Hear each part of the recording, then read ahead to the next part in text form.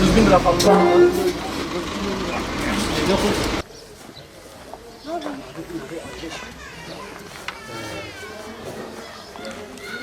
Şimdi yazayım. وترى لكريم المسلم تذكر به ومهديات عاطفه.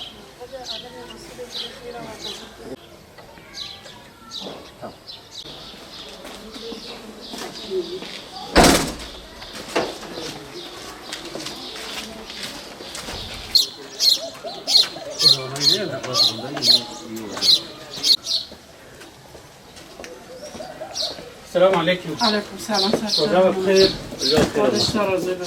أم جمهور حيواني كين أساس رمضان أم شعلي كرستنا كذا إنسان شيخات ما بدنا على كروجي أم تنين كنا إنسان ويبادر مختار على خير والله. دماغ شو باش إن شاء الله. ما شاء الله هم باش.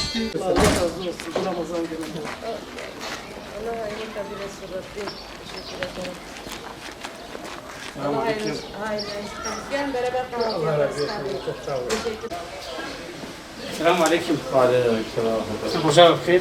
هذا شو اللي ما فيها إن شاء الله ما شاء الله. ما بدي بعض تاخذ جربه.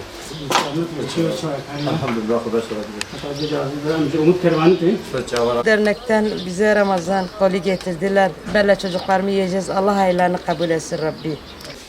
umut kervanı yardımcılarını Xuda alem mala ve ava Xuda khira ve mazlum ke Xuda şeva razı bir Rabbi. Bismillahirrahmanirrahim. Öncelikle mübarek Ramazan ayına bizleri ulaştıran Allah Celle Celaluhu'ya hamd ediyor. Bütün İslam aleminin Ramazan ayını tebrik ediyoruz.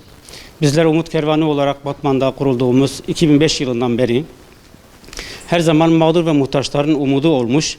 Her yıl binlerce aileye aynı yardım olarak gıda, et, giyim, ev eşyaları, ayrıca nakdi olarak da imkanlar dahilinde yardımlarımızı sürdürmekteyiz.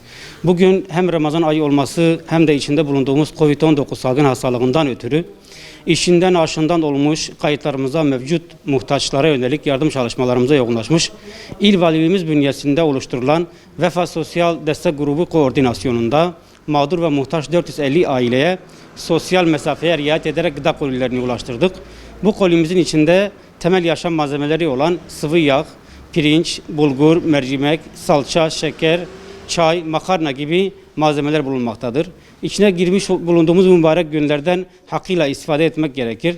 Yüce Allah bu ayda yapılan hayır hasenatlara 1'e 700'e kadar sevap vermektedir. Peygamber Efendimiz Aleyhisselatü Vesselam da bizlere hitaben yarım hurma tanesi ile de olsa kendinizi ateşten koruyunuz diye buyurmaktadır. Bizler de buradan hayırseverlerden yapacakları her türlü ayni ve nakdi yardımlarını muhtaçlara ulaştıracağımızı belirtiyor. Mübarek Ramazan ayının İslam ümmetinin zor ve sıkıntılardan ve özellikle şu an yaşanan salgın hastalıklardan kurtuluşuna vesile olmasını Yüce Mevla'dan niyaz ediyoruz. Bizlere katkıda bulunan hayırseverlerden Rabbim razı olsun. Mallarını bereketlendirsin inşallah. Herkese hayırlı Ramazanlar diliyoruz.